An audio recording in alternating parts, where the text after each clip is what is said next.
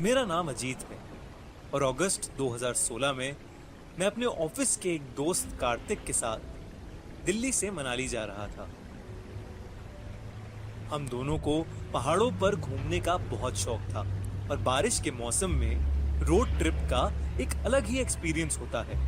हमने सोचा क्यों ना इस वीकेंड हम मनाली की एक छोटी सी ट्रिप मार आए। हमारा वहां रात के 9 बजे तक पहुंचने का प्लान था, पर तेज बारिश की वजह से हम लोगों ने 2 घंटे का ब्रेक ले लिया।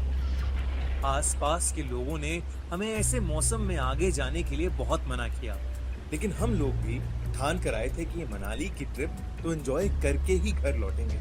तो बारिश हल्की होते ही हम वापस मनाली की ओर निकल गए। कुछ ही दूर जाते ही इतनी धुआंधार बारिश हुई कि मेरे लिए गाड़ी चला पाना मुश्किल हो रहा था। गाड़ी के शीशों पर ओस जम गई थी, जिसकी वजह से आगे का रास्ता बिल्कुल नहीं दिख रहा था। मनाली कुछ 40 किलोमीटर दूर ही था, तो हम धीरे धीरे किसी तरह गाड़ी चलाते रहे। कुछ दूर हमें चाय की एक टपरी दिखी, तो हमने वहां गाड़ी रोक ली। हम गाड़ी में बैठकर चाय ही पी रहे थे कि अचानक से हमारी गाड़ी की खिड़की पर किसी ने जोर जोर से ठक ठक की। मेरे दोस्त ने जब गाड़ी का शीशा नीचे किया तो हमने देखा कि एक बेहद सुंदर लड़की सफेद साड़ी में ऊपर से नीचे तक भीगी हुई हमसे कुछ कहना चाह रही है। वो बोली, साहिब, क्या आप मुझे आगे तक छोड़ देंगे? पास में ही मेरा गांव है। मुझे वो लड़की कुछ ठीक नहीं लग रही थी, लेकिन मेरा दोस्त कार्तिक उसकी खूबसूरती से बहुत ज्यादा इंप्रेस हो गया था और उसे बिठाने के लिए मुझे इंसिस्ट करने लगा। मैंने उसकी बात मानकर उस लड़की को पीछे वाली सीट पर बिठा तो लिया, पर मेरे मन में कुछ अजीब सा खटक रहा था।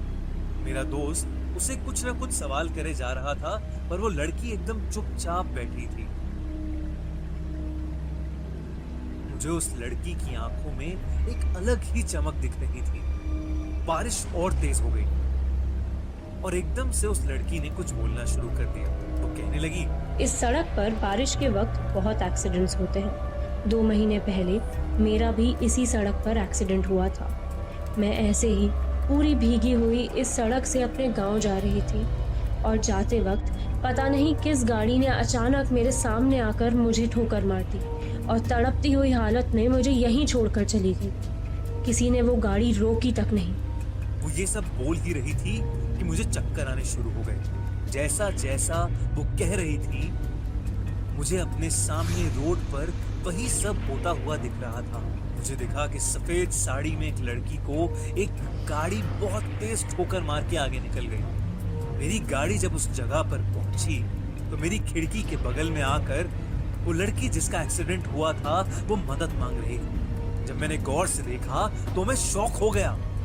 वो लड़की हूबहू वैसे ही दिख रही थी जैसे मेरे गाड़ी में पीछे बैठी लड़की।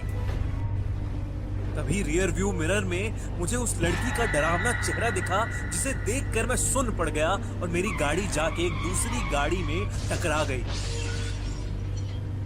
मेरा सर स्टीयरिंग पर जा लगा और मेरे बगल में बैठा कार्तिक बुरी तरह से जख्मी हो गया था। जब मैंने पीछे देखा तो वो लड़की जो हमारे साथ बैठी थी वो गायब हो चुकी थी। हम किसी तरह मनाली के बस स्टॉप पहुंचे, जहां लोगों ने हमारी मदद करी। ये किस्सा जब मैंने उन्हें बताया तो उन्होंने मुझसे कहा कि 2 महीने पहले उनके गांव की एक लड़की की एक रोड एक्सीडेंट में मौत हो गई थी, और आज भी वो सब सोचकर मेरे रोंगटे खड़े हो जाते हैं। In villages where screens were rare, cricket was just a distant sound, so we brought the game everyone loves, from Mumbai to Delhi and beyond. Made it possible. Cheers, dreams, and cricket under open skies. One game, one joy. ये कहानी हमारे एक viewer Amit ने हमें भेजी है। अब मैं आपको उसी के नजरिए से ये कहानी सुनाऊंगा। ये बात 2012 की है, जब मैं बिट्स पिलानी में इंजीनियरिंग कर रहा था। कॉलेज का फर्स्ट ईयर था और मुझे गांधी भवन हॉस्टल में रूम नंबर 138 अलॉट हुआ था। हॉस्टल के पहले दिन से मेरे साथ कुछ अजीब ही चीजें हो रही थी। रोज सोने के बाद आधी रात में मुझे किसी लड़के के रोने की आवाजें सुनाई देती थी, जैसे कोई उस लड़के को बहुत बुरी तरह पीट रहा हो। कभी मुझे ऐसा लगता था कि मेरे रूम के अंदर कोई आया है और खिड़की के पास खड़े होकर मुझे बस घूरे जा रहा है। मुझे तब और ज्यादा डर लगने लगा जब मेरे रूममेट ने बताया कि उसे ऐसी कोई आवाजें सुनाई नहीं देती थी। शुरू के पहले महीने में हमें 4 दिन की छुट्टी मिली थी। कई लोग घर चले गए और हॉस्टल में बहुत ही कम लोग रुके थे। मेरा रूममेट भी घर चला गया था और मैं मेरे रूम में अकेला था। उस दिन बाहर जोरदार बारिश हो रही थी। करीब रात के 12 बजे दरवाजे पे बहुत जोर से खटखट हुई। मैंने दरवाजा खोला तो वहां कोई नहीं था, और जब मैं वापस मुड़ा तो मेरे रूम का सारा सामान बिखरा पड़ा था। बारिश और तेज हो गई थी, जिसकी वजह से लाइट भी चली गई। कुछ देर बाद दरवाजे पर और जोरों से खटखट हुई, लेकिन इस बार भी बाहर कोई नहीं था। तब मैंने देखा कि बगल वाला कमरा, जिस पर हमेशा ताला लगा रहता था, वो खुला पड़ा। पता नहीं मुझे क्या सोचा, पर मैं इस रूम के अंदर जाने से खुद को रोक ही नहीं पाया। अंदर घुसते ही कमरे का दरवाजा जोर से बंद हो गया। मुझे फिर वही रोने की आवाज सुनाई देने लगी जो मुझे रोज रात में सोने नहीं देती थी। तभी मेरे पीछे की अलमारी बहुत तेजी से हिलने लगी और मुझे ऐसा लगा कि उसके अंदर से कोई बाहर आना चाहता है। इतने में मुझे खिड़की टूटने की आवाज सुनाई दी और जैसे ही मैं पीछे मुड़ा, मुझे कड़कती बिजली की रोशनी में पंखे से लटकी एक लड़के की लाश दिखी। मैं वो देख के बुरी तरह घबरा गया और उस कमरे से निकलकर नीचे गार्ड के पास भागा और उसे सब कुछ बताया। वो गार्ड मुझे वापस उस रूम नंबर 137 ले गया। जो मैंने देखा उससे मेरे होश उड़ गए। उस कमरे पर ताला लगा था। गार्ड ने मुझे बताया कि वो रूम पिछले 15 सालों से बंद पड़ा है। उसने बताया कि यहाँ एक लड़का रहता था, जिससे यहाँ एक प्रोफेसर की बेटी से प्यार हो गया था। प्रोफेसर को उनका रिश्ता बिल्कुल भी मंजूर नहीं था और कल्चरल फेस्ट के एक दिन उस प्रोफेसर ने उस लड़के को पंखे से लटका कर मार डाला, और उस लड़के का नाम भी अमित था। ये सुन के मैं पूरी तरह दंग रह गया। मैंने अगली सुबह ही अपना हॉस्टल चेंज कराया। उस रात के बाद मेरे साथ ऐसा किस्सा फिर कभी नहीं हुआ, लेकिन फिर भी मेरे अंदर उस हॉस्टल के सामने से गुजरने की हिम्मत कभी नहीं हुई। अगर आपके पास भी ऐसा कोई एक्सपीरियंस है तो हमें जरूर मेल करें। ये कहानी मुंबई में रहने वाली गुप्ता फैमिली की है। मिस्टर गुप्ता अक्सर काम के चलते घर से दूर रहते थे। मिसेस गुप्ता को इसकी आदत तो थी, पर 2 छोटे बच्चे, नया फ्लैट, नई जगह, अकेले मैनेज करना थोड़ा मुश्किल हो रहा था। 26 जुलाई मुंबई में जोरदार बारिश हो रही थी।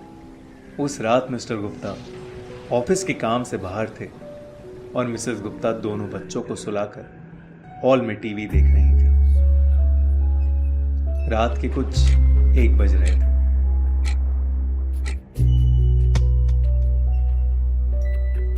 उन्हें लगा कि शुभम रात में उठ के कुछ मस्ती कर रहा है, तो वो गुस्से में बोली, शुभम, तू सोया नहीं अभी तक? पर वहां शुभम नहीं, बल्कि एक 18-19 साल का अजीब सा दिखने वाला लड़का। मिसेस गुप्ता थोड़ा डर गई कि ये लड़का छोटे बच्चों की तरह अजीब अजीब हरकतें क्यों कर रहा है। जैसे ही वो उस लड़के की तरफ आगे बढ़ी, वो लड़का सीधा बच्चों के कमरों में चला गया।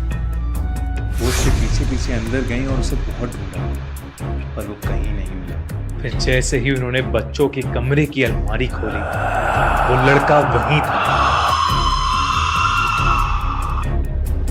मिसेस गुप्ता ने तुरंत अपने हस्बैंड को फोन किया, लेकिन फोन में नेटवर्क ही नहीं था और कोई दरवाजे को जोर जोर से खटखटाने लगा।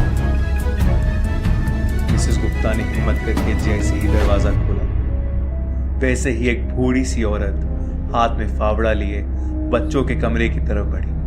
मिसेस गुप्ता भी उसके पीछे पीछे अंदर भागी। रुक जाओ, कौन हो तुम? क्या चाहिए तुमको? रुक जाओ। उस औरत के अंदर घुसते ही दरवाजा बेहद जोर से बंद हुआ। मिसेस गुप्ता ने जैसे ही दरवाजा खोला, उन्होंने देखा कि बालकनी में वो औरत उसी लड़के के साथ रेलिंग पर खड़ी है। उस औरत ने मिसेस गुप्ता को मोड़ के देखा और लड़के को लेकर नीचे कूद गई। मिसेस गुप्ता को कुछ समझ नहीं आ रहा था। उन्होंने तुरंत अपने दोनों बच्चों को वहां से उठाया, गाड़ी की चाबी ली और अपने एक फैमिली फ्रेंड के घर चली गई। पता करने पे मालूम हुआ कि उस बिल्डिंग की कंस्ट्रक्शन के समय 26 जुलाई 2005 को एक औरत और उसका मानसिक रूप से बीमार एक लड़का 25वें माले से नीचे गिरकर मर गए थे। वो फ्लैट आज तक खाली पड़ा है और कोई इस घटना को सुन के वहां नहीं रहना चाहता। जब एक न्यूली मैरिड कपल स्नेहा और प्रणय अपनी वीकेंड आउटिंग के लिए लोनावला जा रहे थे, रास्ते में बहुत तेज बारिश शुरू हो गई और उनकी कार एक गड्ढे में जा फंसी। दोनों ने कार से निकलकर देखा कि इंजन में कुछ कचरा फंस गया है। उन्होंने बहुत कोशिश की लेकिन वो कार स्टार्ट ही नहीं कर पा रहे थे। हाईवे के एक किनारे एक पुराना सा कॉटेज था।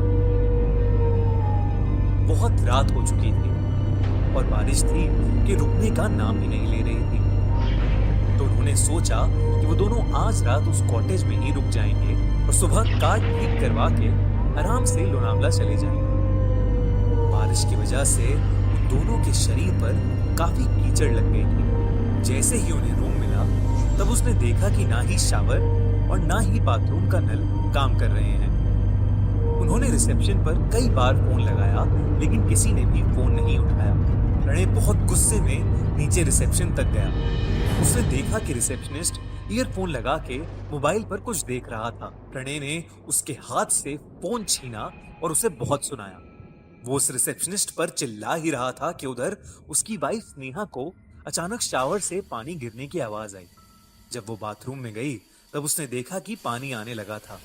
उसे लगा कि प्रॉब्लम सॉल्व हो गई है और वो दरवाजा बंद करके नहाने चली गई।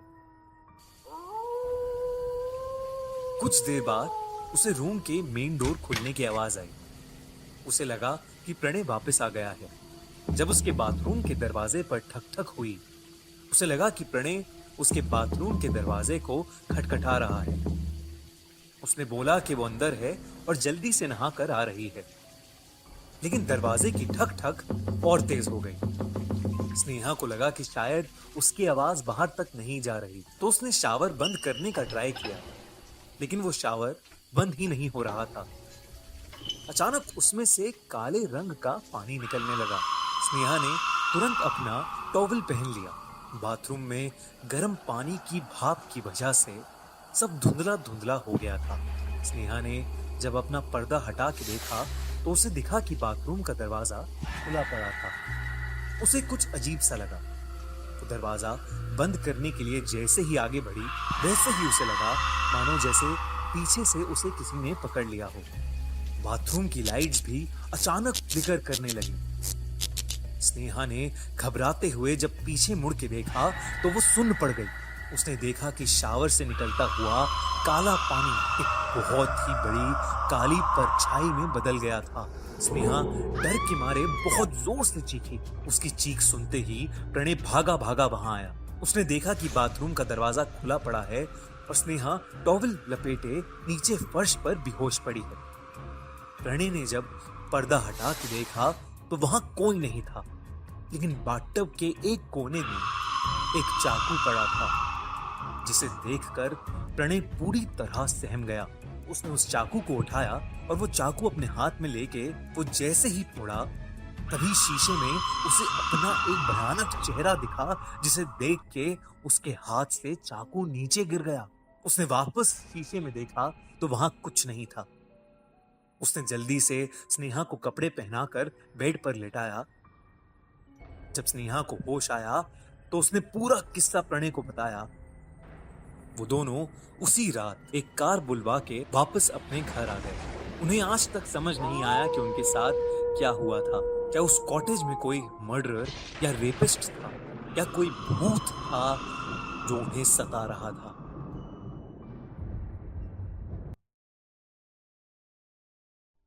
मुकेश मिल्स इंडिया की सबसे हॉन्टेड जगहों में से एक, जो अक्सर भूतिया या हॉरर फिल्म्स शूट करने के लिए यूज की जाती है। लेकिन हकीकत में इस जगह पर कई ऐसे किस्से घटे हैं कि बॉलीवुड के बड़े बड़े डायरेक्टर्स और एक्टर्स इस जगह पर अपनी मूवीज शूट करने से अब बेहद डरने लगे हैं। कई सालों पहले यहां पर कॉटन और वूल के कपड़े बनते थे, लेकिन 1982 में एक ऐसी आग लगी जिससे सब कुछ जल के राख हो गया। आज तक कोई नहीं जानता कि वो आग कैसे लगी, लेकिन तब से ये जगह वीरान पड़ी है और इसके आसपास कोई भी नहीं जाता। एक बार की बात है, मुकेश मिल्स में एक हिंदी हॉरर फिल्म की शूटिंग चल रही थी। फिल्म की हीरोइन ग्रीन रूम में अकेले अपने डायलॉग्स रिहर्स कर रही थी।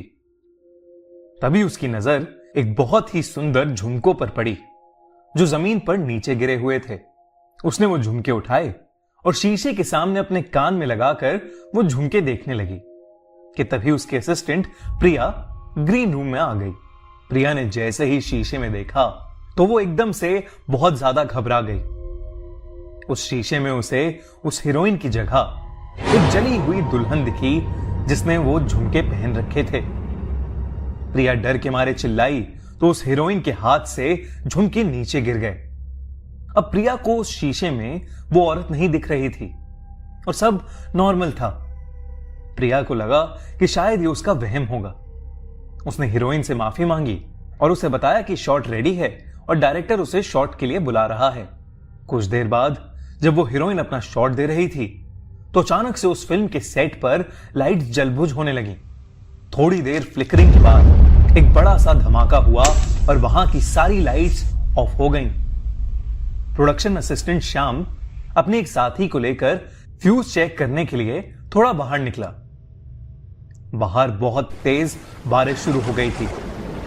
बिजली कड़क रही थी और बादल जोरों से गरज रहे थे। जब श्याम और वो दोनों मुकेश मिल्स की लॉबी की तरफ गए तो उन्हें अंधेरे में एक आदमी दिखा जो बारिश में खड़ा सिगरेट पी रहा था।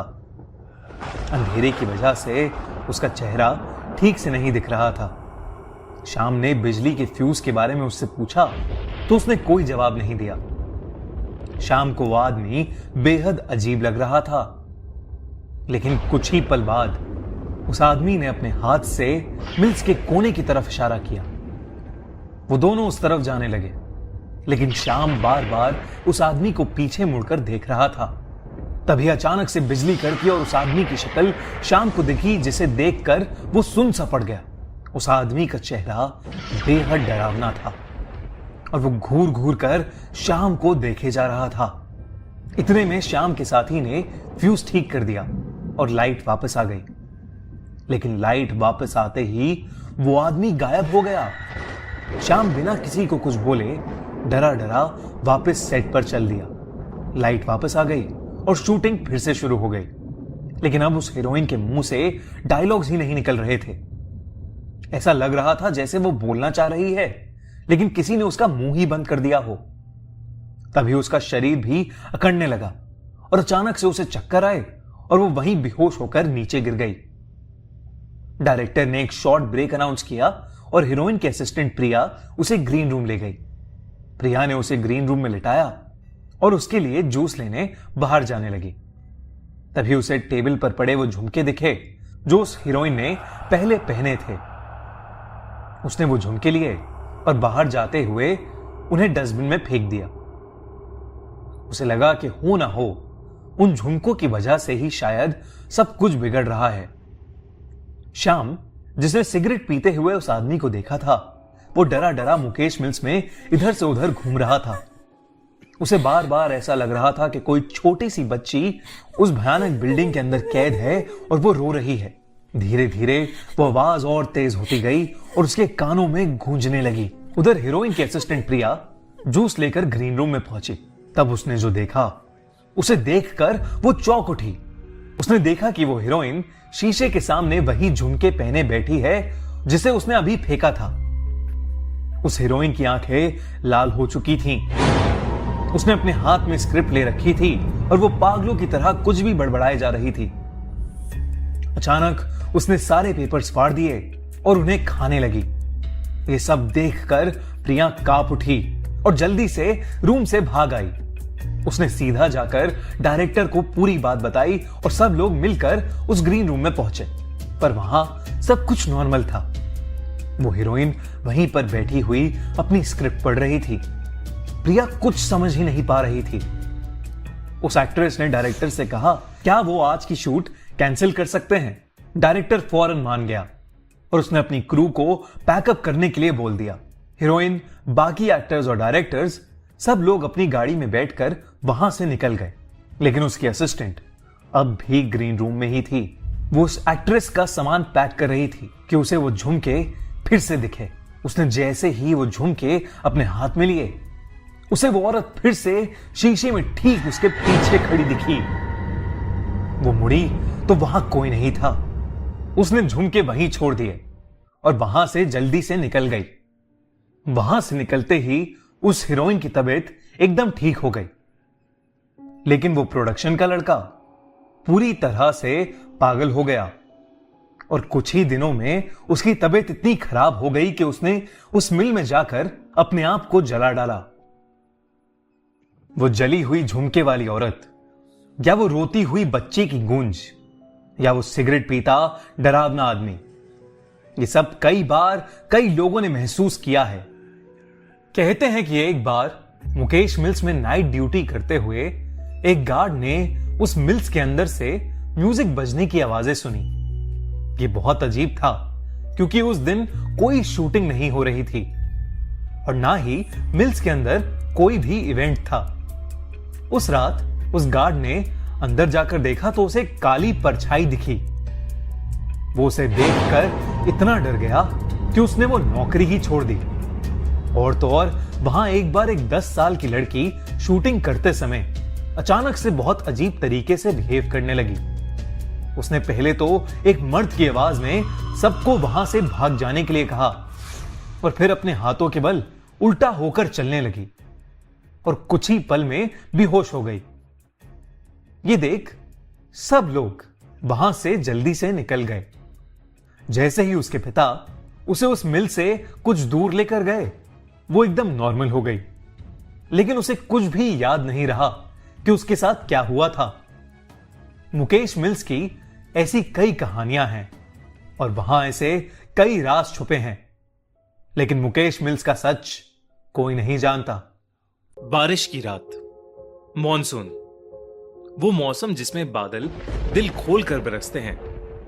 गीली मिट्टी की खुशबू भला किसे अच्छी नहीं लगती, पर अगर ये बारिश अपने साथ कुछ ऐसा ले आए जिससे पीछा छुड़ाना नामुमकिन हो जाए तो।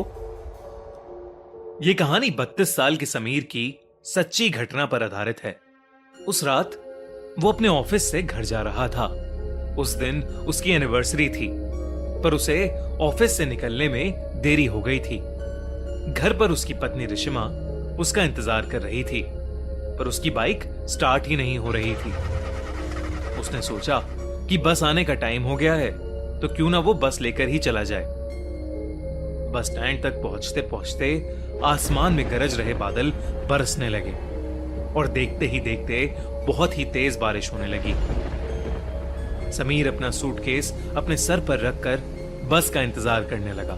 समीर के कपड़े बुरी तरह भीग रहे थे कि तभी उसके ऊपर बारिश की बूंदें गिरना बंद हो गईं। समीर ने अपने साइड में देखा तो एक आदमी अपनी छतरी के आधे हिस्से से समीर को भीगने से बचा रहा था।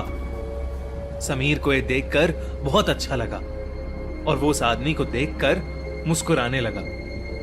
उस आदमी ने हाथों में ग्लव्स, आंखों पर एक काला चश्मा और सर पर एक काली हैट पहनी हुई थी। इसीलिए समीर को वो आदमी दिखने में थोड़ा अजीब लग रहा था।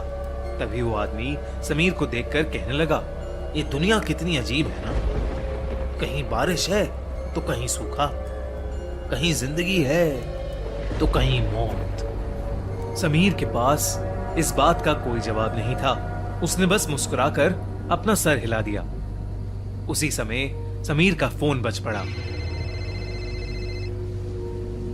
उसने पॉकेट से जैसे ही फोन निकाला, उसका फोन उसके हाथ से स्लिप होकर जमीन पर गिर गया। समीर जैसे ही जमीन से फोन उठाने के लिए झुका, उसे कुछ ऐसा दिखा जिससे उसकी रूह ही कांप गई।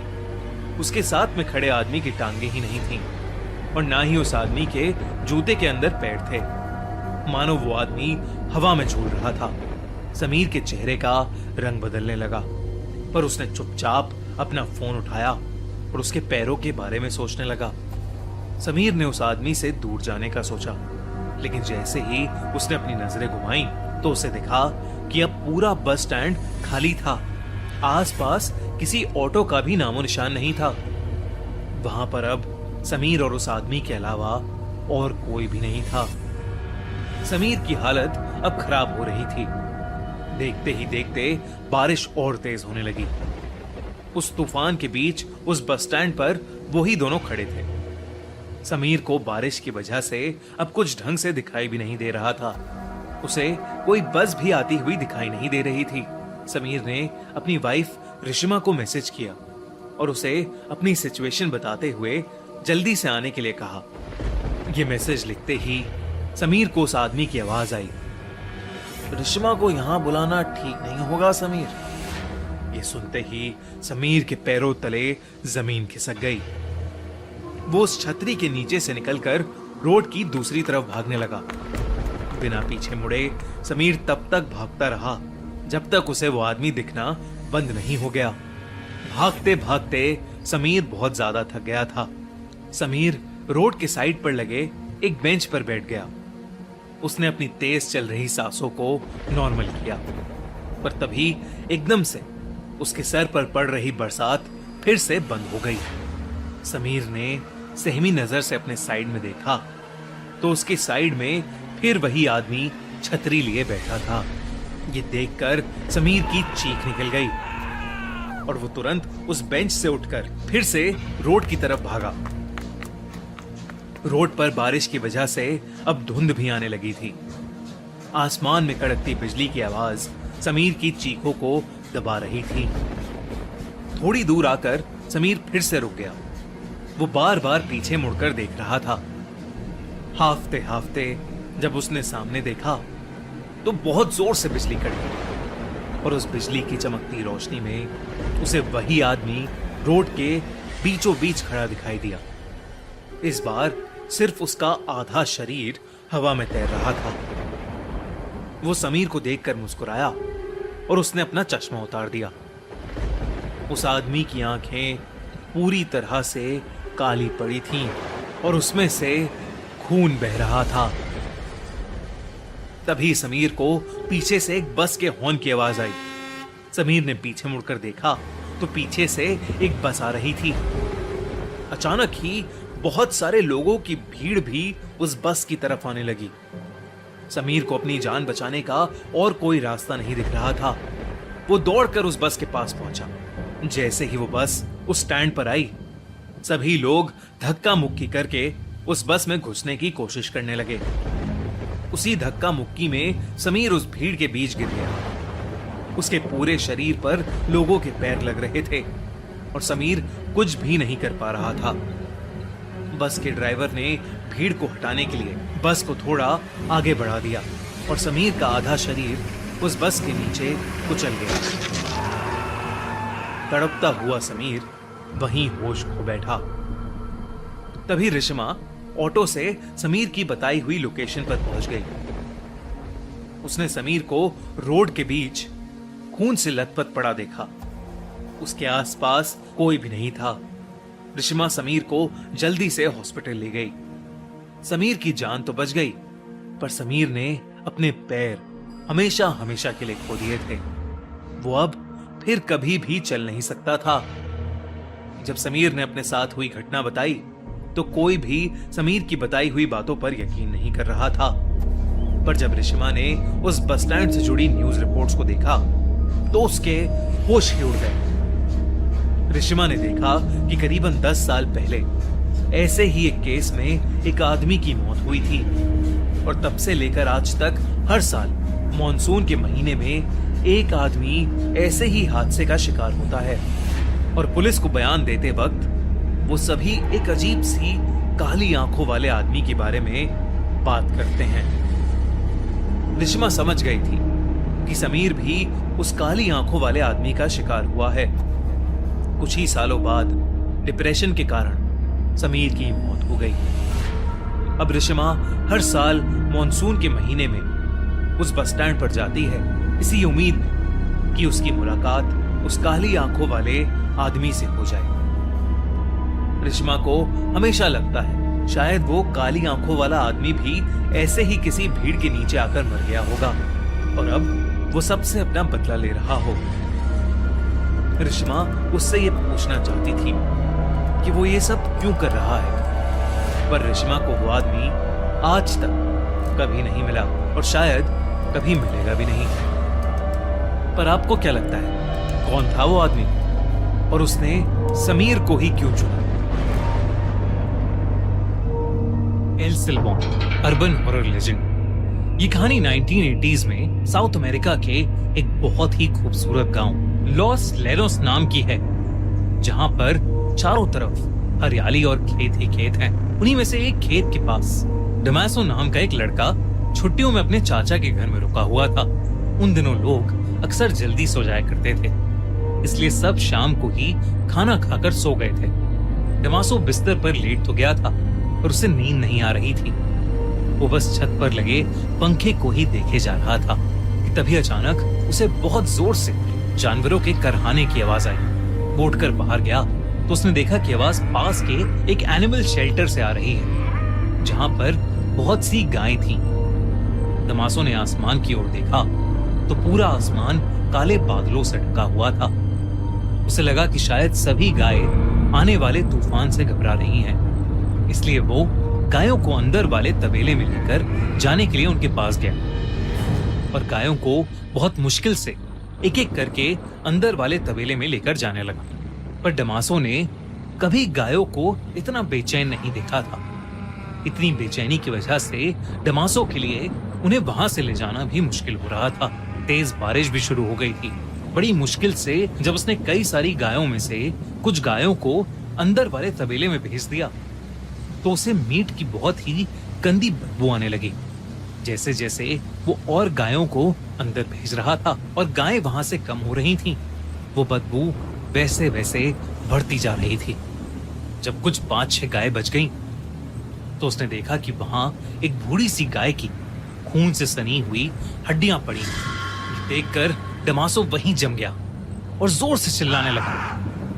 पर इससे पहले वो वहां से भाग पाता या कुछ कर पाता, उसको दूर से एक आवाज आई। तेज बारिश के बीच वो मीलों से आती हुई आवाज इतनी भयानक थी कि उसे सुनकर डमासो की रूह कांप गई और उसे सुनते ही डमासो समझ गया कि वो आज मरने वाला है, क्योंकि वो आवाज एल सिल्बॉन की सीटी की थी, जिसका मतलब था कि एल सिल्बॉन उसके पास आ रहा है। डमासो ने एल सिल्बॉन के कई किस्से सुने थे।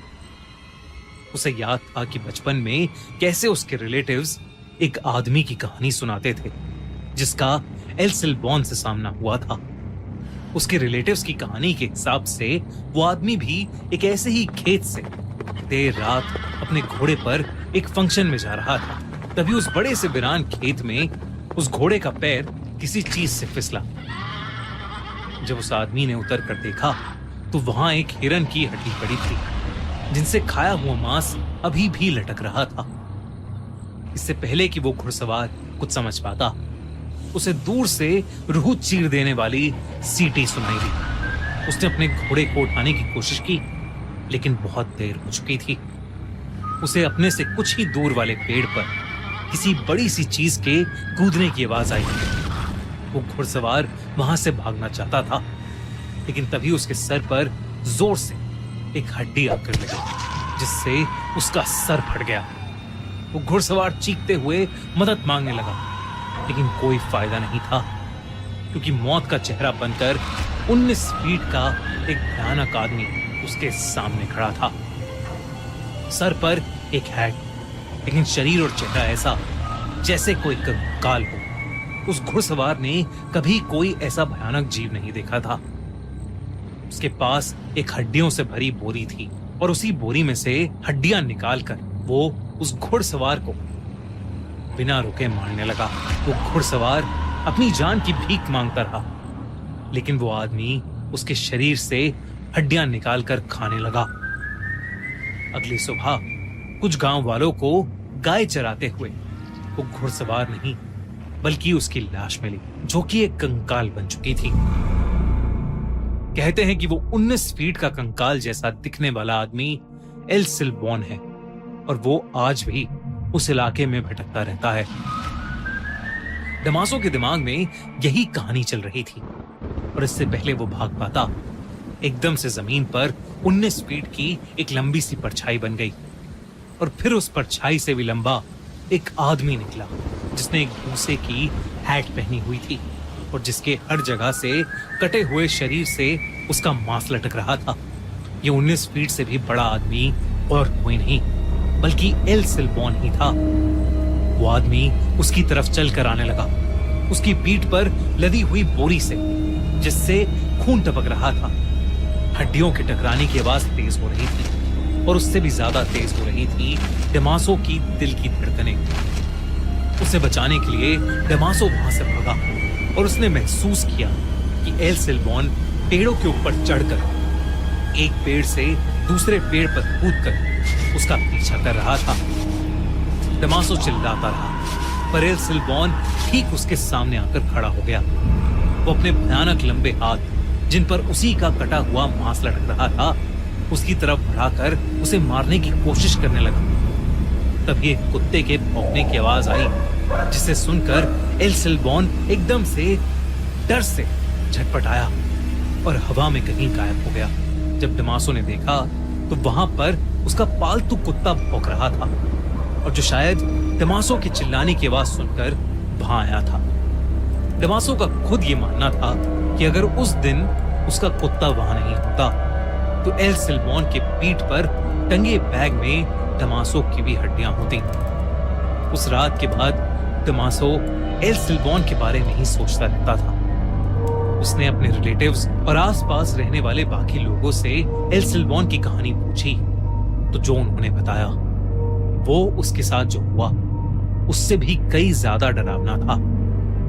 लोगों ने उसे बताया कि एल सिल्बॉन की ये कहानी बिल्कुल सच्ची थी, जिसके मुताबिक एक बिगड़ैल लड़का अपनी छोटी सी फैमिली के साथ उस इलाके में 18th सेंचुरी में रहता था। क्योंकि वो लड़का उस परिवार का अकेला बच्चा था तो उसके माँ बाप और दादा उसकी सारी बातें मानते थे। एक दिन उस लड़के ने डिनर के लिए अपने पापा से हिरन की मीट को लाने को कहा, जिसके बाद उसके पापा अपनी हंटिंग राइफल और एक बोरी लेकर शिकार करने निकल गए। जब कई देर तक उसके पापा वापस घर नहीं आए तो वो लड़का बहुत ही ज्यादा गुस्से में आ गया। उसकी माँ ने उस लड़के को उसकी प्रोटेक्शन के लिए एक बहुत तेज किचन नाइफ दिया और कहा कि वो जाकर अपने पापा को जंगल में ढूंढकर वापस ले आए। जब वो लड़का वापस आया तो उसके साथ उसके पापा तो नहीं थे, पर उस बोरी में मांस के टुकड़े, अंतड़ियां, कुछ ऑर्गन्स और हड्डियां थीं, जो उसने अपनी मां को जाकर दे दी और हिरन का मांस कहकर पकाने को कहा। उसकी मां को बोरी के अंदर का मुंह मीट बनाते हुए अजीब लग रहा था और उन्हें शक होने लगा था। तो उस लड़के की मां ने लड़के के दादाजी को अपना डर बताया, जो सुनकर उसके दादाजी ने उस लड़के को बाहर ले जाकर एक पेड़ से बांध दिया और एक हंटर से उसे जोर जोर से मारने लगे, तब तक जब तक उस लड़के ने सच नहीं बता दिया। एक ऐसा सच जो बहुत ही ज्यादा भयानक था। उस लड़के ने बताया कि जब जंगल में उसे अपने पिता मिले तो वो खाली हाथ थे, क्योंकि वो हिरन का शिकार नहीं कर पाए थे। वो लड़का उनसे बहुत ज्यादा गुस्सा हो गया और उसी गुस्से में आकर उस लड़के ने अपने पास पड़े चाकू से उनकी जान ले ली और उसी चाकू से उनका मांस निकालकर बाकी शरीर के टुकड़े टुकड़े कर अपनी बोरी में भर लिए और घर आ गया। ये सच सुनकर उस लड़के के दादा उसे इतनी जोर से हंटर मारने लगे कि उस लड़के के शरीर का मांस उसके शरीर से कट कट के लटकने लगा। उसके दादा ने उसके बाद उसके घाव पर मिर्ची और शराब डालकर उसको पेड़ से खोलकर उसके कंधे पर उसके बाप के मांस और हड्डियों से भरी बोरी डाल दी और उसके पीछे अपने 2 भयानक कुत्ते छोड़कर उसे हमेशा के लिए भटकने के लिए छोड़ दिया। कहते हैं कि उस दिन के बाद से आज तक उस लड़के की आत्मा एल्सिलबॉर्न के नाम से भटकने लगी। उस इलाके में रहने वाले लगभग सभी लोगों का मानना है कि उनका एक ना एक बार एल्सिलबॉर्न से सामना जरूर हुआ है, जो पेड़ों में बैठकर एक अलग ही तरीके से सीटी बजाता है और जो भी देर रात खेतों में घूमता है उस पर एक जानवर की तरह अटैक करता है। कहते हैं कि वो बस कुत्तों से डरता है और इसीलिए उस इलाके के सभी घरों में लोगों ने कुत्ते पाले हुए हैं। डमासो उस रात अपने कुत्ते की वजह से बच गया, वरना वो भी आज एल्सिलबॉर्न का शिकार हो जाता। बारिश की वो रात। कहते हैं बारिश का मौसम बड़ा ही सुहाना होता है। हर तरफ हरियाली और गीली मिट्टी की वो दिल को खुश कर देने वाली एक खुशबू, हर चीज की खूबसूरती मानो दोगुनी हो जाती है। आप कहीं भी जाओ लगता है जैसे बारिश आपका पीछा ही कर रही हो, पर अगर आपका पीछा बारिश के अलावा कोई और भी कर रहा हो तो। ये कहानी 24 साल के वरुण की है। वरुण दिल्ली से मुंबई अपनी जॉब के सिलसिले में आया था। हालांकि उसे मुंबई की फास्ट लाइफ कुछ खास पसंद नहीं थी, पर वो अपने काम के लिए बहुत पैशनेट था। अपने करियर को एक नई सीढ़ी पर ले जाने के लिए वो कुछ समय के लिए मुंबई आया था। वरुण अक्सर अपने ऑफिस से लेट निकलता था, कभी कभी तो इतना लेट कि वो ऑफिस से निकलने वाला आखिरी इंसान होता था। ऐसी ही एक रात वरुण को ऑफिस में बैठे बैठे रात के 11 बज गए थे। वो अपना सामान पैक करके बिल्डिंग से बाहर निकला तो उसने देखा कि बहुत ही घमासान बारिश हो रही है। अब ना ही वरुण को कोई ऑटो रिक्शा मिल रहा था और ना ही कोई कैब। वो बस एक कोने में खड़ा बारिश से बचने की कोशिश कर रहा था। तभी अचानक से वरुण के सर पर बूंदें पड़ना बंद हो गईं। उसने सर उठाकर देखा तो उसके सर पर एक छाता था और वो छाता लिए उसके साथ ही एक आदमी खड़ा हुआ था। वरुण ने मुस्कुराकर उस आदमी को थैंक यू कहा, पर उस आदमी ने कुछ जवाब नहीं दिया। वो बस चुपचाप खड़ा रहा। वरुण ने फिर से उस आदमी से बात करने की कोशिश की। वरुण ने कहा, आपका बहुत बहुत शुक्रिया, आपके जैसे लोग बहुत ही कम मिलते हैं। इस पर उस आदमी ने कुछ सेकंड्स बाद अपनी चुप्पी तोड़ी और कहा, मेरा क्या है, मैं तो एक फकीर हूं। कल किसी और को मिला था, आज तुम्हें मिला हूं और कल किसी और को मिलूंगा। वरुण को उस आदमी की बात थोड़ी अजीब लगी। उसे लगा कि शायद वो आदमी नशे में है। वरुण तुरंत उसके छाते से निकलकर रोड पर चलने लगा, इस उम्मीद में कि शायद आगे उसे ऑटो मिल जाएगा। पर बारिश थी कि रुकने का नाम ही नहीं ले रही थी। बारिश में चलते चलते वरुण के पैर जैसे ही जमीन पर पड़ रहे थे तो एक आवाज आ रही थी, छपा। पर कुछ दूर चलते ही वरुण ने नोटिस किया कि वो आवाज अब 2 बार आने लगी थी। मतलब उसके कदमों की आवाज के अलावा एक और कदमों की आवाज, मानो कोई उसके पीछे पीछे ही चल रहा हो। वरुण ने मुड़कर पीछे देखा तो उसके पीछे कोई भी नहीं था। वरुण के लिए ये पूरा शहर ही नया था। उसे रास्तों का इतना अंदाजा नहीं था, पर क्योंकि उसका घर ऑफिस के पास ही था तो वो जैसे तैसे पैदल ही अपने घर पहुंच गया। उस रात वरुण का रूममेट भी फ्लैट पर नहीं था। कुछ दिनों के लिए वो अपने घर गया था। वरुण अक्सर ऑफिस से आकर ही सो जाता था, पर आज का दिन कुछ अलग था। बिस्तर पर लेटा हुआ वरुण सोने की जितनी भी कोशिश करता, उसे नींद आने का नाम ही नहीं ले रही थी। उसका फ्लैट बिल्डिंग के 6th फ्लोर पर था और बाहर चल रही तेज हवा और बारिश से उसके कमरे में लगी खिड़की जोर जोर से बज रही थी। आसमान में जोरों की बिजली भी कड़क रही थी। ऐसा लग रहा था कि कभी भी कोई बादल फट जाएगा। और इसी शोर की वजह से उसके लिए पूरा माहौल बहुत ही डरावना हो गया था। वरुण की सोने की नाकाम कोशिशों के बाद वो किचन से पानी लेने के लिए उठा, पर जैसे ही वरुण ने अपने पैर कमरे के फर्श पर रखे, वो चौंक गया, क्योंकि वरुण के कमरे का फर्श गीला था। उसने उठकर ध्यान से देखा तो उसे पता चला कि कमरे की खिड़की थोड़ी खुली होने की वजह से पानी कमरे के अंदर आ गया था। वरुण तेजी से उस खिड़की को बंद करने गया, और जैसे ही उसने खिड़की बंद की, खिड़की के कांच पर उसे एक हाथ दिखाई दिया। उस हाथ को देखकर वरुण की चीख निकल गई। 6th फ्लोर की खिड़की पर किसी का हाथ कैसे आ सकता था? वरुण डर के मारे अपने बिस्तर पर वापस चढ़ गया, और उसकी आंखों के सामने वो हाथ वहां से गायब हो गया। वरुण को अब कुछ समझ नहीं आ रहा था। इससे पहले कि वो कुछ कर पाता, अचानक से फ्लैट की लाइट ही चली गई। वरुण ने अपने मुंबई के एक दोस्त को कॉल लगाने के लिए अपना फोन उठाया, तो उसने देखा कि फोन को चार्जिंग पर लगाने के बावजूद उसका पूरा फोन डिस्चार्ज था, उसमें बैटरी ही नहीं थी। ये देखकर वरुण की हालत अब और खराब होने लगी थी। तभी उसे किचन से एक जोर से कांच टूटने की आवाज आई। वरुण उठकर किचन में गया तो किचन के फर्श पर एक कांच की टूटी हुई बोतल पड़ी हुई थी। नजर घुमाकर देखने पर वरुण को किचन में एक काली बिल्ली दिखी। वरुण को लगा कि शायद वो बोतल उसी बिल्ली की वजह से टूटी थी। वरुण की जान में जान आई। उसने खुद को समझाया कि इतनी तेज बारिश की रात में अकेले होने की वजह से वरुण को अजीब चीजें दिखाई दे रही हैं। उसने खुद को संभाला और किचन का कांच साफ करके अपने कमरे में वापस जाने लगा, पर वो नहीं जानता था कि उसके साथ अब क्या होने वाला था। जैसे ही वरुण अपने कमरे में वापस पहुंचा, उसकी रूह उसके शरीर से बाहर आ गई।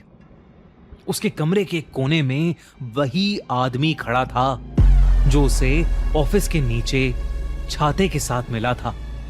वो आदमी बस वहां चुपचाप खड़ा हुआ था और उसके पूरे शरीर से पानी बह रहा था। बिजली कड़कने पर वरुण को उस आदमी का पूरा शरीर दिखा। उसकी चमड़ी पूरी तरह से नीली पड़ी थी। वरुण उसे देखकर सुन पड़ गया था। उसके मुंह से आवाज ही नहीं निकल रही थी। तभी उस आदमी ने अपनी चुप्पी तोड़ी और वरुण से कहा, मैं तो बस मदद करना चाहता था, पर मेरे साथ ऐसा क्यों हुआ? वरुण को कुछ भी समझ नहीं आ रहा था। इससे पहले कि वो कुछ बोलता, बहुत जोर से बिजली कड़की और वो आदमी अचानक से वरुण के बहुत करीब आ गया। उसका चेहरा बेहद डरावना था। अचानक उस आदमी का शरीर फूलने लगा, जैसे मानो उसके शरीर के अंदर कुछ भरा हुआ हो। तभी एकदम से वरुण के कमरे में पानी भरने लगा। चारों तरफ पानी ही पानी था। इससे पहले कि वरुण कुछ कर पाता, वो पानी में डूबने लगा। वरुण को सांस ही नहीं आ रही थी और वो पानी में डूबता जा रहा था। अगली सुबह जब वरुण का रूममेट घर आया तो उसने वरुण को फर्श पर गिरा हुआ पाया। उसने जैसे तैसे वरुण को उठाने की कोशिश की तो वरुण के मुंह से बहुत सारा पानी निकला, जैसे उसे किसी ने समुंदर से निकाला हो। वरुण होश में आया और उसने अपने रूममेट को पूरी बात बताई। जब वो डूब रहा था तो वरुण को एक सपना आया, मानो वो उस आदमी की जिंदगी को देख पा रहा था। उसने देखा कि एक ऐसी ही रात जब बहुत बारिश हो रही थी, वो आदमी ऑफिस से अपने घर जा रहा था। बारिश इतनी तेज थी कि जगह जगह पर बहुत पानी भर गया था। वो आदमी ऑफिस के नीचे खड़ा ऑटो ढूंढ रहा था। तभी उसके पास आकर एक औरत खड़ी हो गई। कुछ देर बाद उस औरत को लेने एक गाड़ी वहां पर आई, पर गाड़ी में बैठते समय उस आदमी ने देखा कि उस औरत का दुपट्टा गाड़ी के दरवाजे से बाहर निकल रहा था। बस उस औरत को यही बताने के लिए वो आदमी उस गाड़ी के पीछे तेजी से गया और उसका पैर एक बहुत ही गहरे गड्ढे में पड़ गया। वो गड्ढा इतना गहरा था कि वो आदमी उसके अंदर डूबने लगा और इससे पहले कि कोई उसे बचा पाता, उसके लंग्स में पानी भर गया था और उसकी वहीं मौत हो गई। जब वरुण ने अपने ऑफिस के एरिया के पास जाकर लोगों से इस बारे में पूछा तो उसे पता चला कि कुछ साल पहले एक पतला बूढ़ा आदमी वहीं बारिश में गड्ढे में मर गया था। ये सुनकर वरुण का दिल दहल गया था।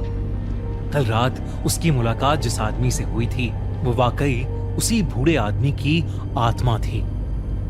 वरुण ने अगले ही दिन अपनी फ्लाइट बुक की और वापस अपने घर दिल्ली चला गया। उस दिन के बाद से वरुण को वो इंसान कभी नहीं दिखा, लेकिन आज भी तेज बारिश होते ही वरुण घबराहट के मारे कपकपाने लगता है।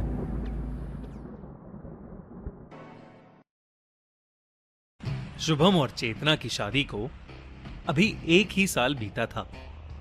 वो लोग पहली बार एक साथ रोड ट्रिप पर निकले थे और इसी के चलते वो बहुत एक्साइटेड थे।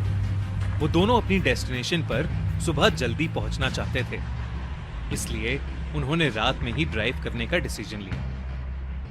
लगभग आधा रास्ता कवर करने के बाद अचानक से आसमान में घने बादल छाने लगे और जोरों से बिजली कड़कने लगी। इससे पहले कि वो दोनों कुछ सोच पाते, वही काले बादल भयानक तरीके से बरसना शुरू हो गए।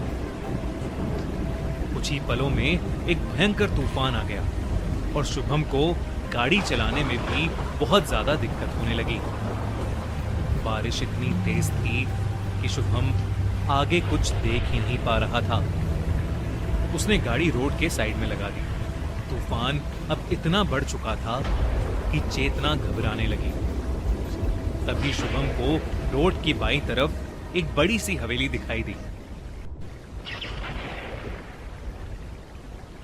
वो वहां जाना तो नहीं चाहता था, पर तूफान के रुकने के कोई आसार नहीं लग रहे थे और रोड पर रुके रहना उसे सेफ नहीं लग रहा था।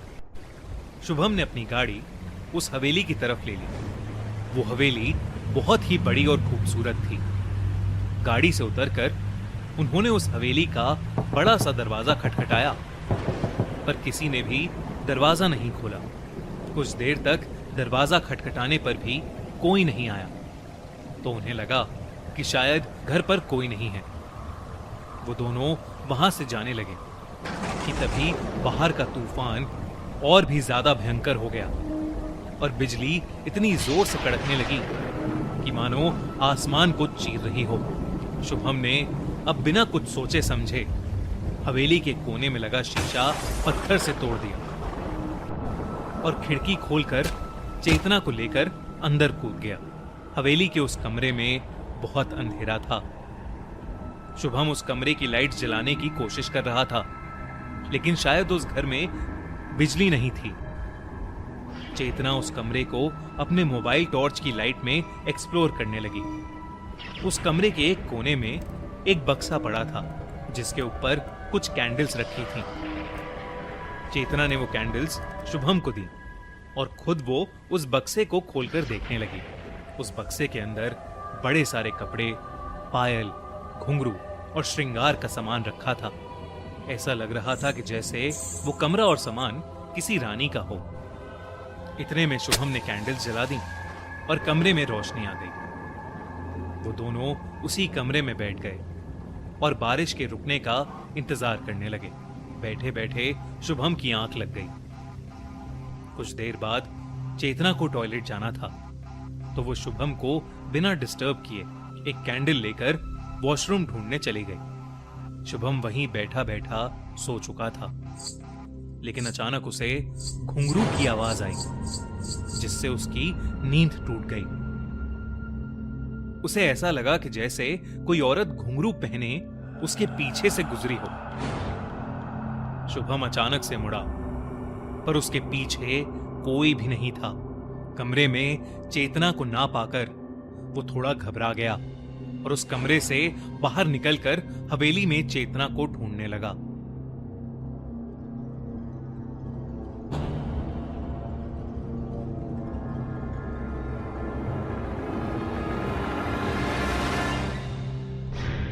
तभी वो घुंघरू की आवाज और तेज हो गई। शुभम को ऐसा लगा जैसे कोई औरत उसी की तरफ आगे बढ़ रही है।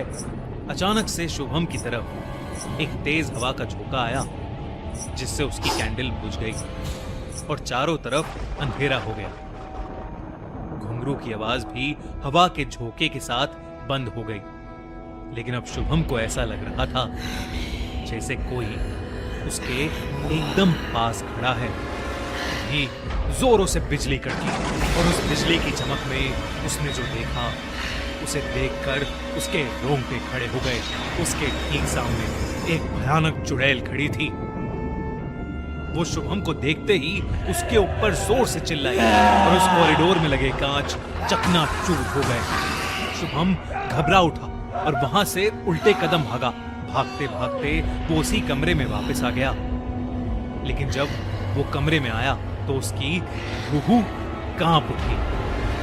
चेतना का शरीर हवा में था और उसका चेहरा बिल्कुल बदल चुका था। उसके माथे पर एक लाल रंग का टीका था और उसके बाल और आंखों का काजल बिखरा हुआ था। शुभम ने सहमी आवाज में चेतना को पुकारा, पर सामने से जो जवाब आया उससे शुभम के होश ही उड़ गए।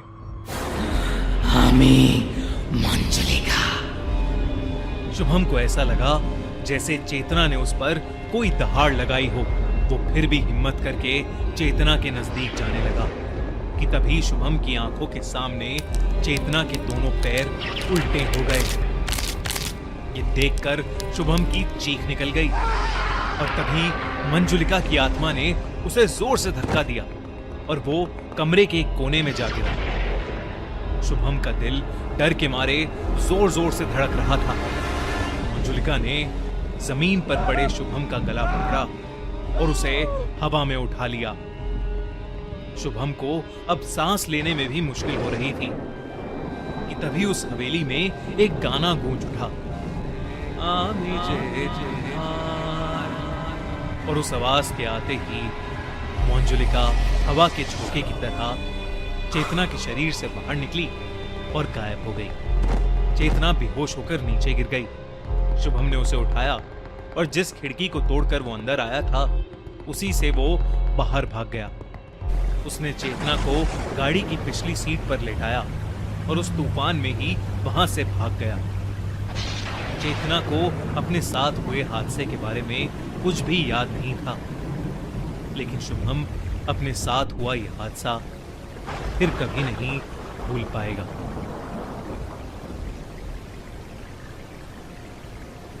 अगर आपको ये वीडियो अच्छी लगी तो हमारा चैनल खूनी मंडे सब्सक्राइब करना बिल्कुल मत भूलना।